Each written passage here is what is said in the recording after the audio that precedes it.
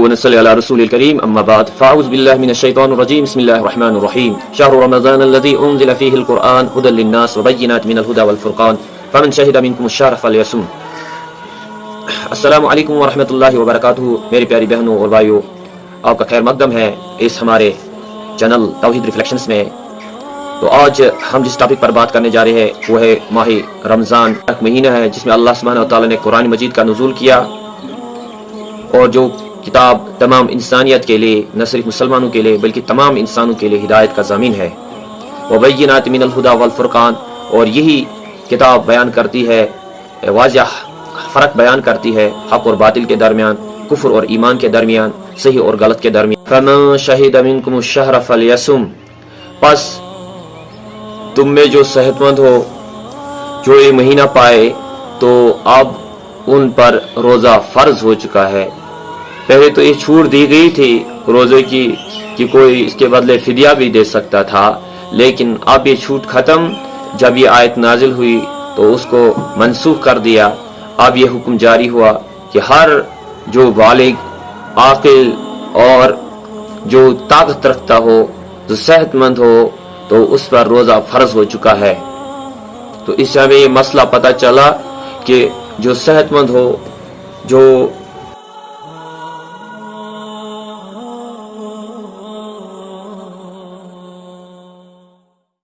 اس کو کوئی بیماری نہ ہو یا کوئی سفر میں نہ ہو، تو اس پر اب روزہ فرض ہو چکا ہے. صرف دو چیزیں اللہ سبحانہ و تعالیٰ نے آگے باقی رکھی ہے، وہ ہے وَمَنْ كَانَ مِنْكُمْ مَرِيضًا وَعَلَىٰ سَفَرٍ فَعِدَّةٌ مِنْ أَيَّامٍ أُخَرَ، کہ اب اگر آپ میں کوئی مریض ہے، بیمار ہے، اتنا بیمار کہ وہ روزہ نہیں رکھ سکتا، اس کو تکلیف ہوگی، اور یا ایسا مسافر جو سفر کی اتنی طوالت میں ہو کہ وہ اس کو روزہ چھوڑنا پڑے، تو اس کو روزہ چھوڑنے کا حکم دیا گیا ہے. لیکن اللہ نے آگے چل کر یہی فرمایا عدۃ من ایام اخر. تو یہ جو عدت ہے، یہ جو روزے اس کے ترک ہوئے ہیں، یہ جو روزے اس کے چھوٹ گئے ہیں، چاہے وہ بیمار ہو چاہے وہ مسافر ہو، تو ماہ رمضان نکلنے کے بعد آپ کو ان کی عدت کو شمار کرنا ہوگا. جتنے بھی دن چھوٹ گئے ہوں تو آپ کو ان کی قضا، روزے کی قضا رکھنی ہوگی. تو آپ یہ نہیں کہا گیا کہ روزہ معاف ہے، بلکہ آپ کو ان کی عدت مکمل کرنی ہوگی. تو اس سے ہمیں پتہ چلا کہ ماہ سیام کے جو روزے ہیں وہ رکھنا ہر بالغ اور صحت مند پر فرض ہے، اور جو ایسا نہیں کرے گا تو اللہ کی حکم کی نافرمانی کرتا ہے، مخالفت کرتا ہے. اللہ سبحانہ و تعالی قرآن مجید میں روزوں کے متعلق فرماتے ہیں. جو اس سے پہلے آیت ہے، یہ سورہ بقرہ کی جو میں نے پہلے پیش کی تھی، 185 آیت نمبر ہے، اور سورہ بقرہ 183 آیت نمبر اس آیت کا ہے. یا ایھا الذین آمنوا، اب یہاں اللہ سبحانہ و تعالیٰ کیٹاگاری کری کہہ رہا ہے، ایمان والوں سے خطاب کر رہا ہے. یا ایھا الذین آمنوا، اے ایمان لانے والو، کتب علیکم الصیام، آپ پر روزے فرض کر دیے گئے ہیں، آپ پر روزے فرض کر دیے گئے ہیں. تو ہمیں پتہ چلا کہ اللہ سبحانہ و تعالیٰ نے تمام مومنین پر، مسلمانوں پر روزہ فرض کر رکھا ہے. اور کما کتب علی الذین من قبلکم لعلکم تتقون، اللہ سبحانہ و تعالیٰ نے آگے چل کر اس آیت میں یہ فرمایا کہ یہ نہ سمجھو کہ یہ آپ پر کوئی بوجھ ڈال دیا گیا ہے، آپ پر کوئی ظلم ہو رہا ہے، آپ پر کوئی جبر ہو رہا ہے، بلکہ کما کتب علی الذین من قبلکم، آپ سے پہلے بھی جو امتیں آئی ہیں، پیغمبر آئے ہیں، اور جنہوں نے بھی ایمان قبول کیا تھا، ان پر بھی یہ روزے فرض کیے گئے تھے.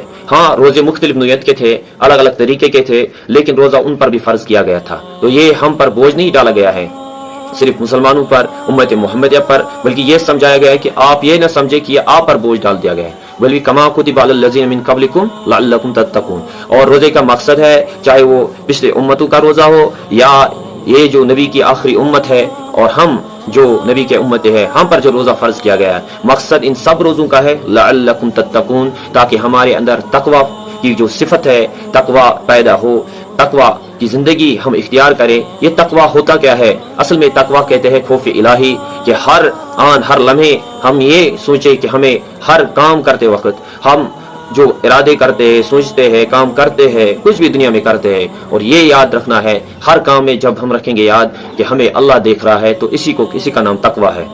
یہ آپ کو اس واقعے سے بھی پتہ چلتا ہے جب حضرت عمر رضی اللہ تعالیٰ عنہ رات کے وقت اپنی جو رعایا ہے وہ تو رات کے وقت رعا کی خبر گیری کرتے تھے، دیکھتے تھے کہ کسی گھر میں کوئی پرابلم تو نہیں ہے، پریشانی تو نہیں ہے. تو وہاں پر جو ایک ماں اپنی بیٹی سے کہہ رہی تھی کہ دودھ میں پانی ملاؤ، تو وہ بیٹی کہہ رہی ہے اماں کیا امیر المومنین کا یہ حکم نہیں ہے کہ دودھ میں پانی نہیں ملانا چاہیے، یہ غلط ہے. اور اس نے کہا بیٹی آج تو بہت ہی غربت ہے، آج دودھ میں اب امیر المومنین کہاں دکھ رہے ہیں. اور اس بیٹی نے بڑا پیارا جواب دیا کہ اگر امیر المومنین فاروق اعظم رضی اللہ تعالیٰ عنہ نہیں یہاں پر نہیں ہے اور وہ گھر پر ہے یا کہیں کسی بھی جگہ پر ہے، یہاں نہیں ہے، تو اماں مجھے بتاؤ اللہ کہاں ہے.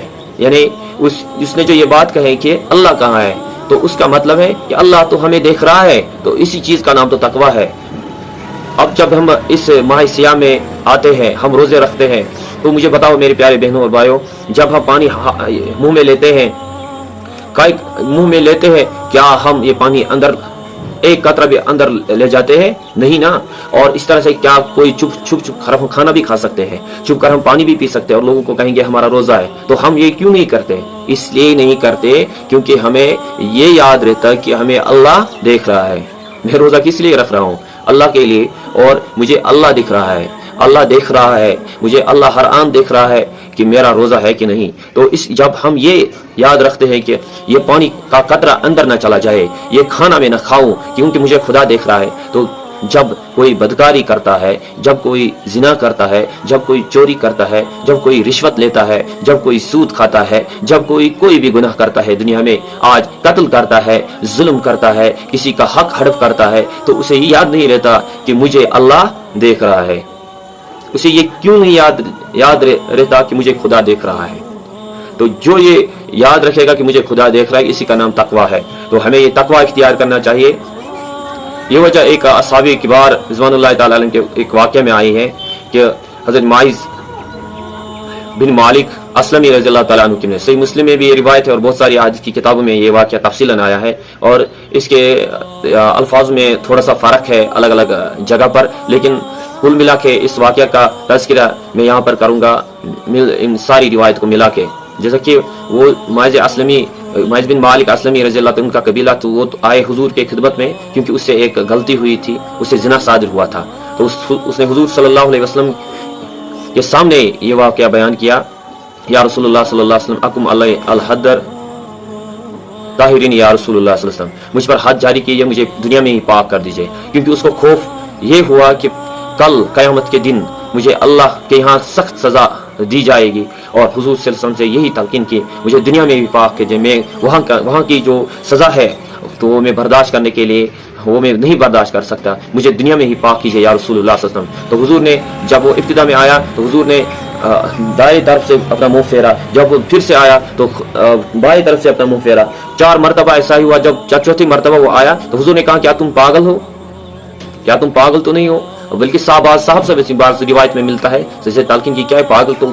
حضرت معاذ اسلم نے کہا میں پاگل نہیں ہوں، بلکہ مجھے آخرت کا خوف ہے کہ اللہ مجھے وہاں پر سخت سزا دے گا اس چیز کا، اس کا مجھے دنیا میں ہی سزا دیجیے. تو جب حضور صلی اللہ علیہ وسلم کو پتا چلا کہ حضرت معاذ اسلمی رضی اللہ تعالیٰ عنہ سے یہ گناہ، کیونکہ اب 4 مرتبہ اس نے یا 4 مرتبہ انسان قبول کرے یا 4 گواہ ہوں تو یہ قبول کیا جاتا ہے جرم. تو حضور صلی اللہ علیہ وسلم نے سزا تجویز کر دی، اس کو سنسار کرنے کا حکم دیا گیا، رجم کرنے کا حکم دیا گیا. جب اس کو سنسار کیا جا رہا تھا تو وہ بھاگنے لگا، پھر سے اس کو لایا گیا تو اس کو رجم کیا گیا، تو اس کی جو موت ہوئی. تو پھر یہ واقعہ حضور صلی اللہ علیہ وسلم کے سامنے پیش ہوا. حضور نے کہا معاذ بن مالک اسلمی رضی اللہ تعالیٰ نے ایسی توبہ کی ہے کہ اگر میری پوری امت میں یہ تقسیم کر دی جاتی تو میری پوری امت کو اللہ سبحانہ و تعالیٰ معاف کر دیتے، معاف فرما دیتے. تو یہ ہے اس چیز کا جو کردار حضرت معاذ بن مالک اسلمی رضی اللہ تعالیٰ نے پیش کیا، تو اسی کردار کا نام ہے لعلکم تتقون. کیونکہ مجھے یہ خوف ہونا چاہیے کہ اگر مجھے دنیا میں